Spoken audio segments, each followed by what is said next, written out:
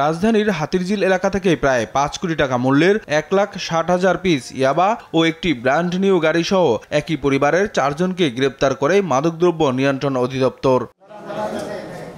এ বিষয়ে বিস্তারিত জানাতে সংবাদ সম্মেলনের আয়োজন করা হয় রাজধানীর তেজগাঁওয়ে মাদকদ্রব্য নিয়ন্ত্রণ অধিদপ্তরের কার্যালয়ে। জানানো হয়, এই গ্রুপের মূল হোতা মোহাম্মদ নজরুল ইসলাম ওরফে সোহেল রানা তার পরিবারের সদস্যদের নিয়ে এই ব্যবসা করতেন। ঢাকা মহানগরীর হাতিরঝিল এলাকায় অভিযান পরিচালনা করে ১,৬০,০০০ পিস ইয়াবা সহ ৪ জন মাদক ব্যবসায়ী এরা মানে মূলত বলা যায় যে গডফাদারকে আটক করা হয়। গত ৬ মাস ধরে তাদের নজরদারিতে রাখলেও বারবার কৌশল পরিবর্তন করায় তাদের ধরতে সময় লেগে যায়। সবশেষ শুক্রবার রাতে গোপন সংবাদের ভিত্তিতে রাজধানীর হাতিরঝিল এলাকা থেকে তাদের ধরা হয়। গোয়েন্দা সূত্রে বারবার নিশ্চিত করার পর প্যানেলের ঝালাই করা অংশটি আমরা খুলে দেখতে পাই এবং খুলে বিপুল এই ইয়াবা এই ১,৬০,০০০ পিস আমরা উদ্ধার করি।